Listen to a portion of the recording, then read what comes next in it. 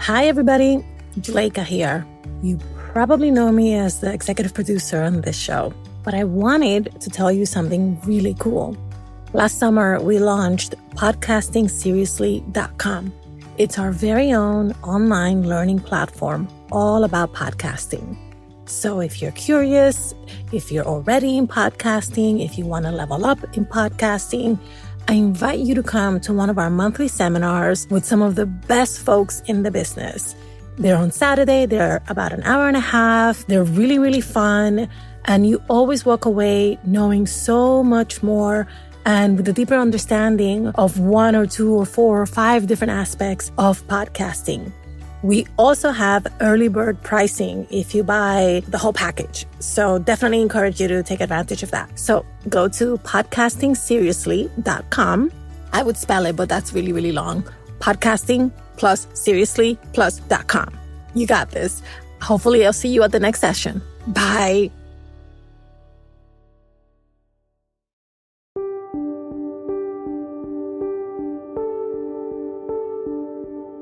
$70 million adults in the United States have a criminal record. In Season 3, we'll explore how our rapidly changing reality is impacting those in custody and the policies that keep them there. I'm Mitzi Miller.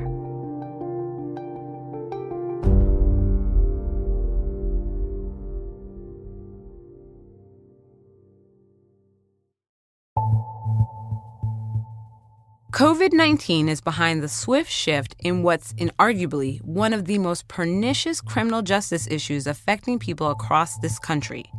For charge and bond information for this inmate, say charges or press 2. Pretrial detention. This system has kept people sitting in custody for months, even years, without being convicted, often because they can't afford bail. In the United States, pretrial detention has kept nearly 500,000 people, presumed innocent, in custody every day. Before the pandemic, 74% of people in jails were not convicted of any crime. As early as mid-March, when it became clear that places where people were in close quarters could become virus hotspots, jails began to take unprecedented steps, including issuing pretrial releases to reduce jail populations.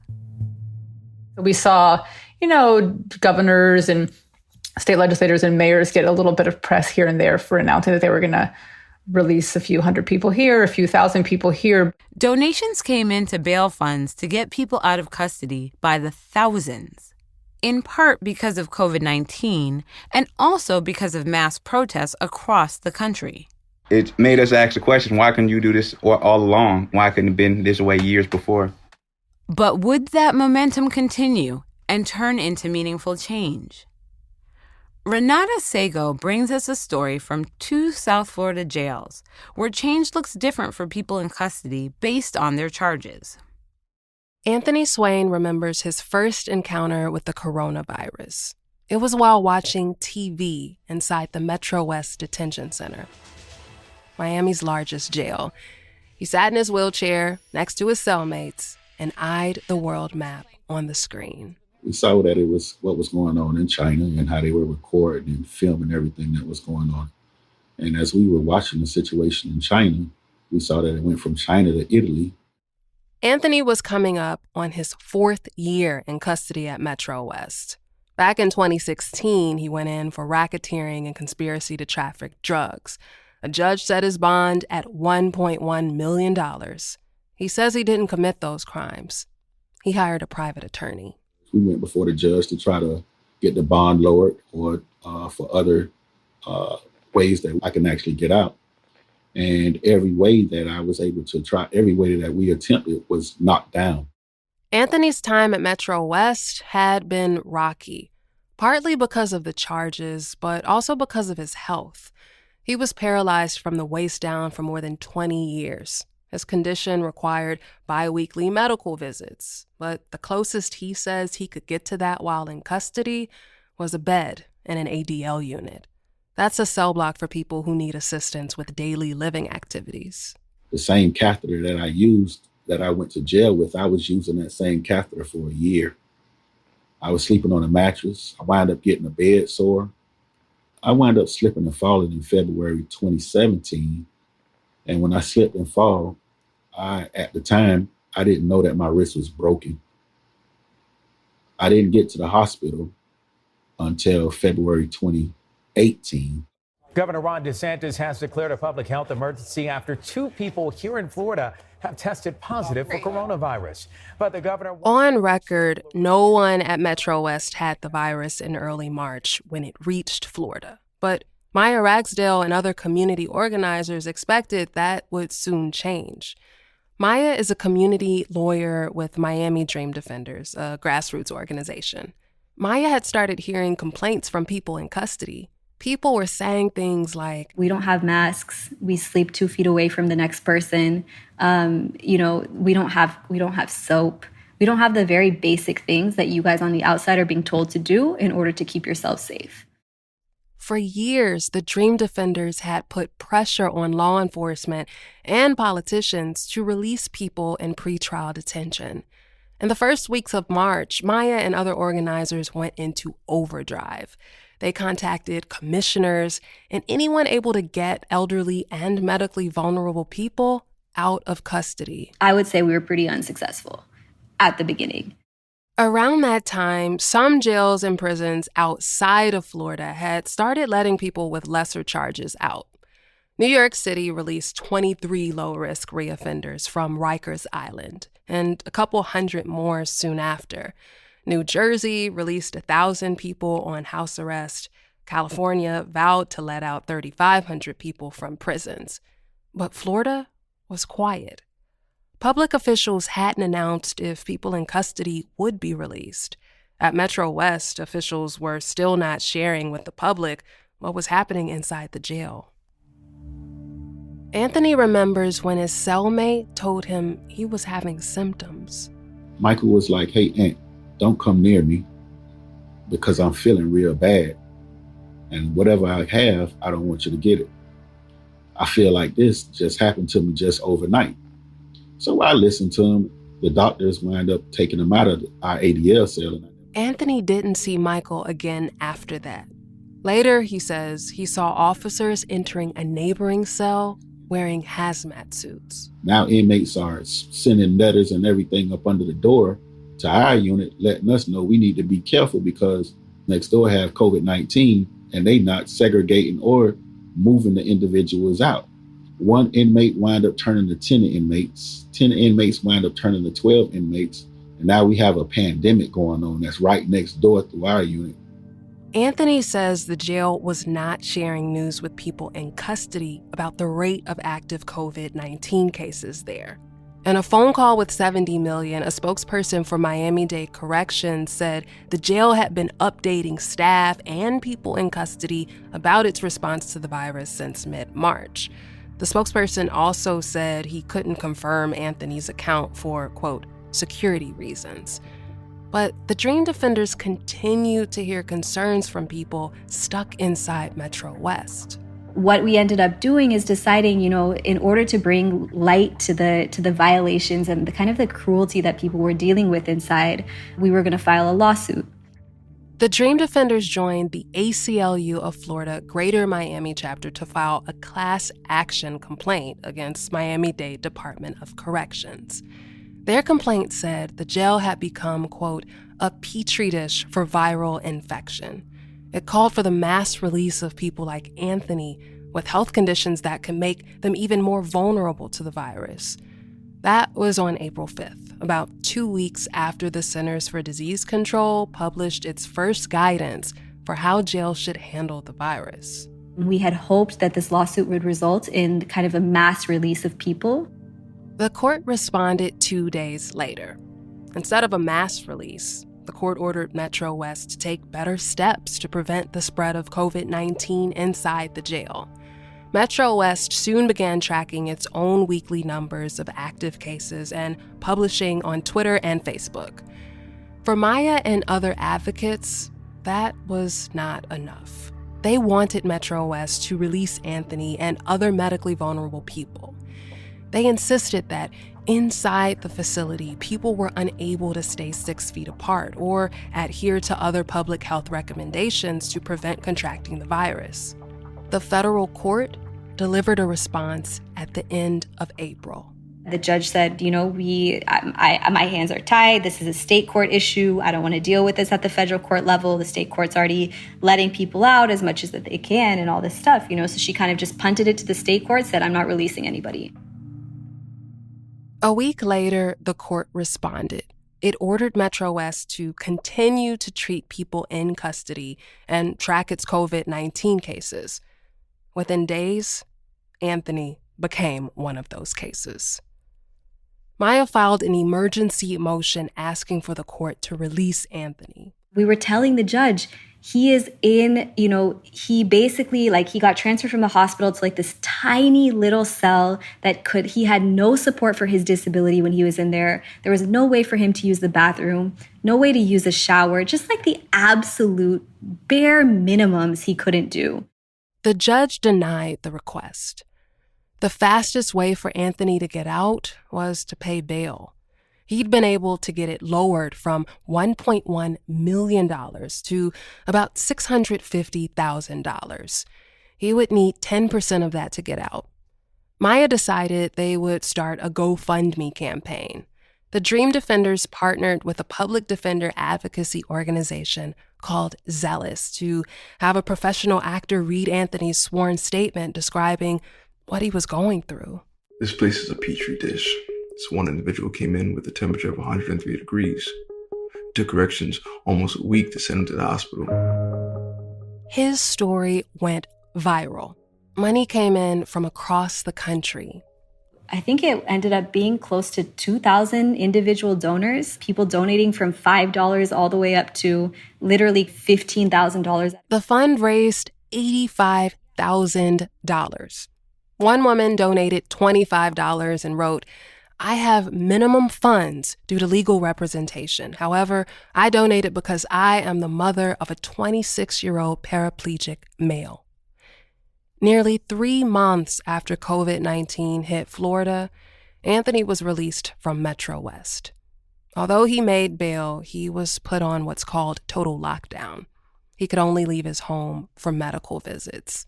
This is the closest to freedom he'd been in over 4 years. I'm inside my own house. I can say that I get fresh air. I can say I don't have to wake up to a head count. He means being counted by guards. Donations to bail funds helped release thousands of people like Anthony from jails across the country where the virus was running rampant.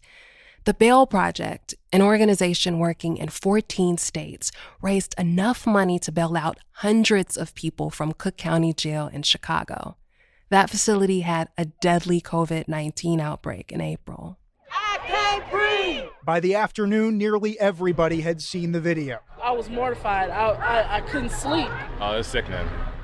Nationally, the momentum to get people out of custody was growing, especially after the killing of George Floyd by a police officer in May. $30 million poured into the Minnesota Freedom Fund. National Bailout, a group committed to releasing Black mothers and caregivers from custody, received widespread support for its Free Black Mamas campaign. Pilar Weiss is with the National Bail Fund Network. She estimates organizations brought in $75 million in the weeks following mass protests across the country. We saw this attention, I think, and connection being made where people started donating to bail funds, understanding that people were protesting police violence, protesting mass incarceration, and then being, subjected to police violence themselves, and being arrested. For Pilar, the pandemic and the mass protests in the midst of it helped bring into focus what she and other criminal justice reform advocates had been arguing for years, that the U.S. carceral system is made up of layers of institutional oppression, and that raising money for bail could only shift the system a small bit. Since the start of the pandemic, Pilar says her network has only been able to release a small group of people compared to those actually in custody. In sort of popular culture and in sort of broad media coverage, often the issue is covered as end money bail or cash bail, right? Like that's the focus. But actually, most organizers working in this space, and particularly community bail and bond funds, are advocating for an end to pretrial detention because they understand that money bail is only one part of it. There are many people in pretrial custody for long periods of time with charges that carry no bond. This means that no matter how much money they have or can raise, pretrial release is only possible if the state can't establish proof of guilt is evident or the presumption great. So defendants rely on judges to determine if and when they can be released pretrial. Often, people who don't have a bond are facing a capital felony or an offense punishable by life in prison, like homicide or armed kidnapping. A bond can also be revoked for violating the terms of release and for probation violations. This can include missing a court date. There's no statewide data tracking of no bond charges. As of late October, Miami-Dade Corrections hadn't confirmed its figure. But next door, in Broward County, 77% of people in jails carry no bond charges. That's high compared to a 2017 analysis by the ACLU of Florida, which found that 30% of people at the Escambia jail in northern Florida were held on no bond charges. I'm really interested in this issue of no bond. I mean, some people are in there on charges where they, one charge might, have a bail amount and then the other doesn't, and then they're just stuck in there. It's unusual, and it should be. Shima Boffman is a law professor at the University of Utah. For about a decade, she has been researching pretrial detention in the United States. So constitutionally, every defendant should have the right to release before trial.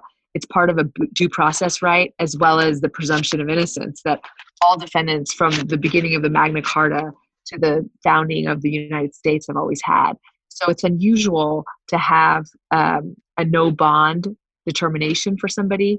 It's basically saying, we're detaining you, we're not giving you any ability to have the right to release. My life is at risk in here. Dwayne Simon is in the visitation area of the Joseph V. Conte facility in Broward County. He's holding the phone close to his ear. We're talking through an app and our connection is shaky.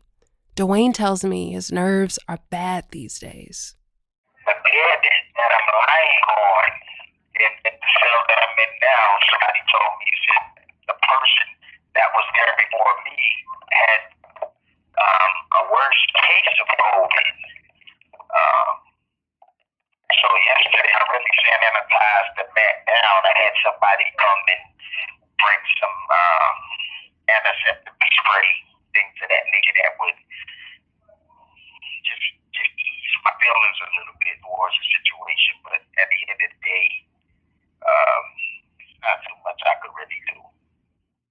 Dwayne's health has been declining since he entered custody at Conte in 2018. He used to take insulin pills for his diabetes. Now he needs glasses and he has to take insulin shots. Dwayne's been afraid of what could happen to him ever since he heard that a nurse who cared for him died of COVID-19. Now, 70 Million contacted the health agency that works with the jail to confirm whether this was true, but we have not received a response yet. The sheriff's office says more than 160 staff across Broward County jails have tested positive for the virus.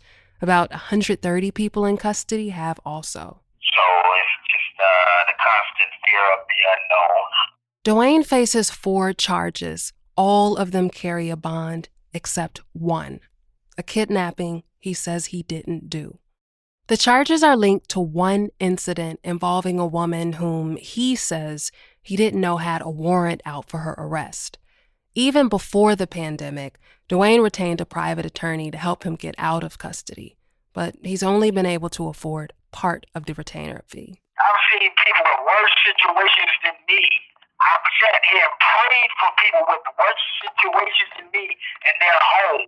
David Scharf says this is how the process goes for people in custody with serious charges. David's been with the Broward County Sheriff's Office since 2010. He oversees pretrial services for the agency. Oftentimes you hear that in public and people think, well, they're just put in there to wait. No, it's not the case. There's mandatory motions and hearings and things that go along with the process to assure that due process is upheld and that these folks have an opportunity to present their case, that they can be released safely into the community. But again, that decision lies solely with the discretion of the court. How courts make those decisions varies by judge and jurisdiction. More jurisdictions are looking to replace money bail with other alternatives, including risk assessments, to help determine if an individual should be granted pretrial release and under what terms. In Broward County, David's team uses a risk assessment to determine whether a defendant is likely to appear in court if they're released. The risk assessment evaluates factors like prior convictions, education level, and financial stability. Each factor is scored. That data then is supposed to inform judges' decisions in pretrial hearings. But how each judge uses that data varies. Having information in front of you not always gives you the best results, but at least lets the judges make a decision based on science. The particular risk assessment tool that David and his team use has been flagged for having some scientific limitations. In a report from 2009, researchers found that its assessment was based on a sample size that did not reflect the accurate proportion of certain groups in custody, primarily women, Latinos, and sex offenders. The Broward County Sheriff's Office doesn't do risk assessments for people like Dwayne, who are facing serious charges. According to data from the jail, the percentage of people with no bond charges at Joseph County has actually gone up about 13% between March and October. Not every jurisdiction across the country uses risk assessments. The National Association of Pretrial Services Agencies, or NAPSA, says these assessments should be used for every defendant. Jim Sawyer heads the organization. It's an in or out decision. Are you staying in custody or are you out of custody pretrial? And then if you're out of custody, what conditions do I want to put on your release? Do you need to check in once a week with your pretrial officer? Do you need to have drug testing? Do you need to be seen by a mental health specialist? In March, before shelter-in-place orders across the country went into effect, NAPSA released a guide detailing its policy recommendations and arguments for, quote, an effective, legal, and evidence-based bail system. It includes standards like maximizing pretrial release for bail-eligible defendants, eliminating money bail, and limiting pretrial detention to defendants that the courts find pose a violent or dangerous risk to the community. Now, in June, NAPSA surveyed pretrial agencies across the country asking how they were responding to the pandemic. Most jurisdictions said they'd increased pretrial release. We didn't see negative results around reporting to court, being accountable to court, or new criminal activity or public safety issues. If we can realize all of that, then why can't we just continue to operationalize all these changes during normal times, whatever normal is going to look like? Up until now, we've seen some changes in how states handle pretrial. New Jersey has nearly eliminated money bail. In Nevada, Texas, and Massachusetts, bills calling for an end to money bail or providing risk assessment tools to judges have advanced. Jim Sawyer believes what's become clear is that agencies that do use risk assessments just can't take them at face value. What you also need to do is you need to validate that risk assessment against your local data. So you're determining, is that risk assessment really responding to what's happening in your community? There are a variety of pretrial risk assessments. Some use a questionnaire, while others use what's called static data. That's information that does not change after being recorded. Some risk assessment creators are transparent about the inner workings of their models, while others guard them as proprietary. Pilar Weiss with the National Bail Fund Network says risk assessments perpetuate biases inherent in the criminal justice system. They're often pushed by system players under this sort of guise that they're going to bring fairness and scientific, equilibrium to the decision-making process, when they're actually, they're incredibly fickle and they're built on racist data. So they do nothing but perpetuate it. Shima Boffman published research last year that concluded that risk assessments have serious biases based on factors that assume people's criminality. Even the ones that are touted to be the most promising discriminate on the basis of race, socioeconomic status.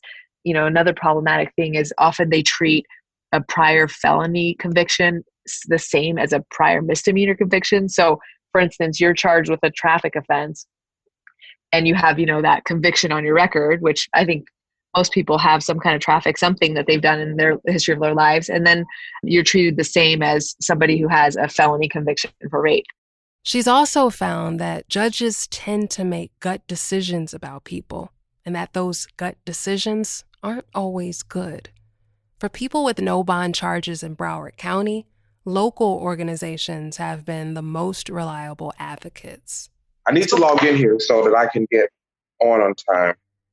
Mark Mitchell is sitting at his kitchen table. This is where he's been spending most of his time since mid-March, in video visitations, with person after person in custody without bond. His client, Benji, has been in custody for 4 years awaiting trial. Hey, how you doing, Benji? Hey, how you doing? I'm good. I'm good, man. So what's going on? What's happened since the last time we had a conversation? Before COVID-19 hit, Mark and his team would meet with clients in person to help with court orders for pretrial release. They'd assess clients' needs, get in touch with their attorneys. Then they'd help with finding housing and jobs. Now, the only way they're able to connect with people is through these video visitations. Back in April, Mark helped file an emergency motion for Benji to get released for his asthma. How long have you been waiting on the court date? Most of them in April for me to get out. I'm seeing inmates get out that day.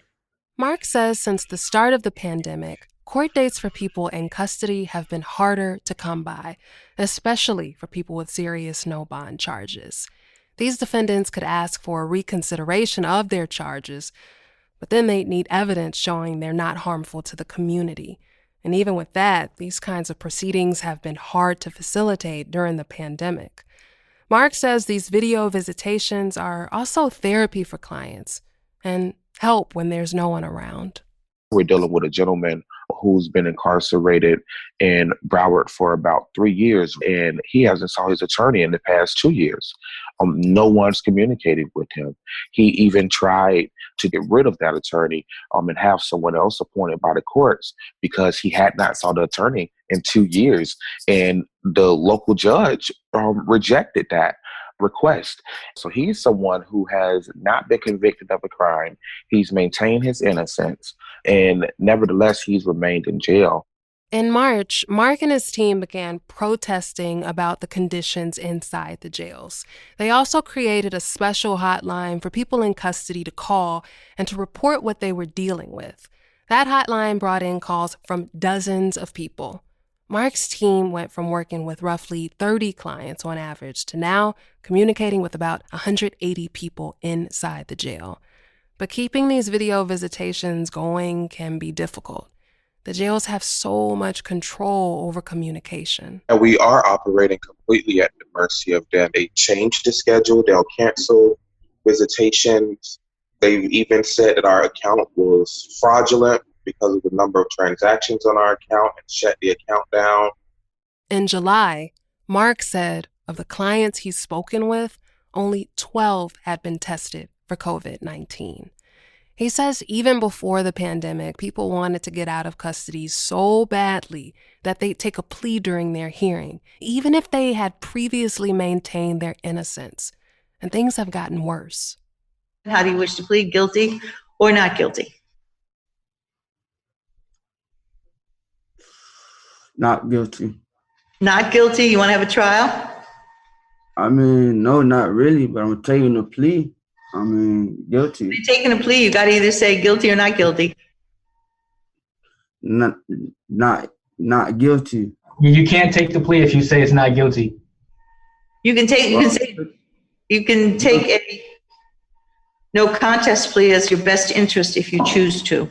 Your Honor, I would object to a no contest plea on this case. The aggravated battery, I have substantial evidence it did occur. I could prove this beyond a reasonable doubt at trial, and the victims suffered significant injuries. She actually went into labor.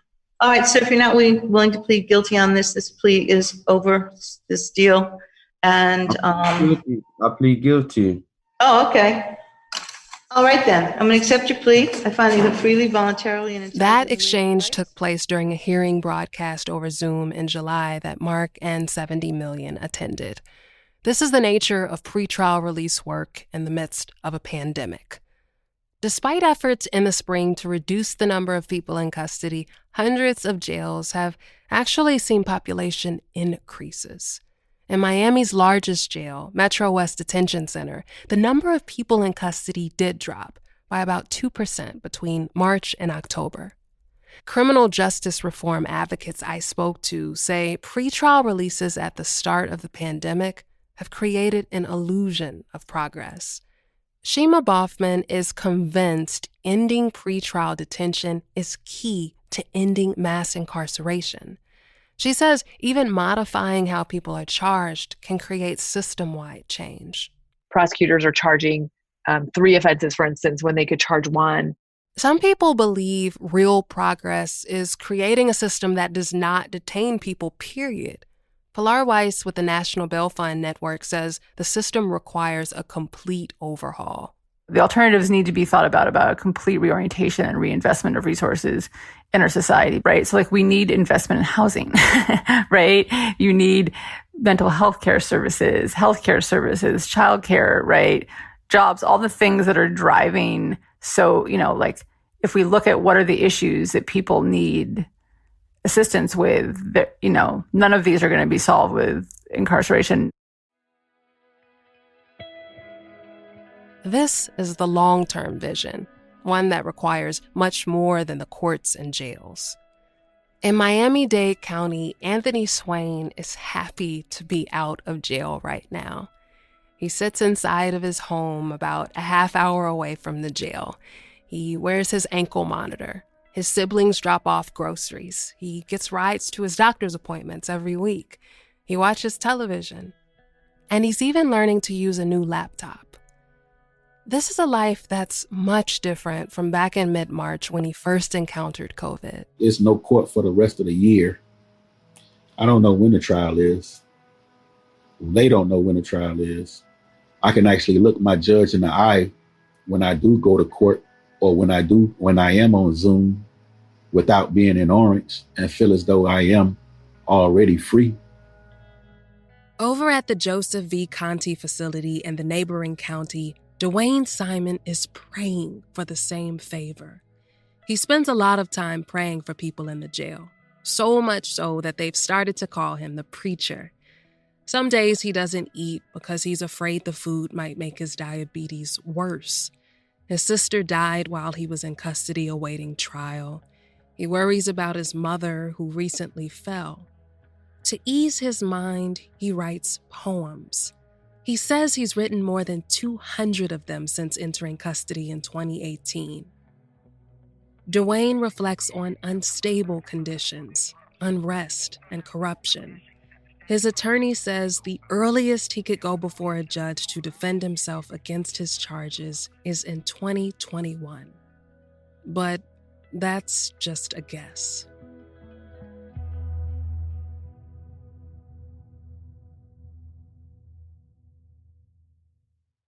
Renata Sago reported this story. By the middle of October, when we wrapped up production for this episode, trial courts were still closed in Miami-Dade and Broward counties, with exceptions. Jails in both counties said they were treating COVID-19 cases internally.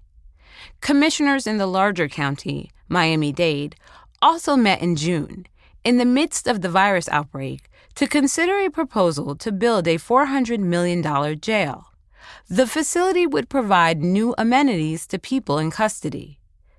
Criminal justice reform advocates have said it is another way to continue mass incarceration. But the proposal would be a response to a mandate by the federal courts back in 2013 to upgrade the South Florida jail.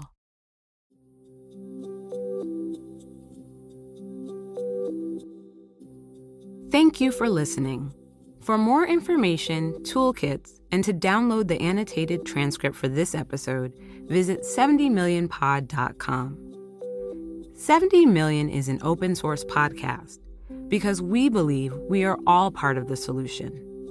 We encourage you to use our episodes and supporting materials in your classrooms, organizations, and anywhere they can make an impact. You may rebroadcast parts of or entire episodes of our 3 seasons without permission. Just please drop us a line so we can keep track. 70 Million is made possible by a grant from the Safety and Justice Challenge at the MacArthur Foundation. 70 Million is a production of Lantigua, Williams & Co. Season 3 was edited by Phyllis Fletcher and Laura Flynn. Cedric Wilson is our lead producer and sound designer. Michael Aquino mixed this episode and contributed to sound design. Virginia Laura is our managing producer. Leslie Datsitz is our marketing lead. Laura Tillman is our staff writer, and Michelle Baker is our photo editor. Sarah McClure is our lead fact-checker. Ryan Katz also contributed fact-checking. Emma Forbes is our production assistant. Juleka Lantigua Williams is the creator and executive producer. I'm Mitzi Miller.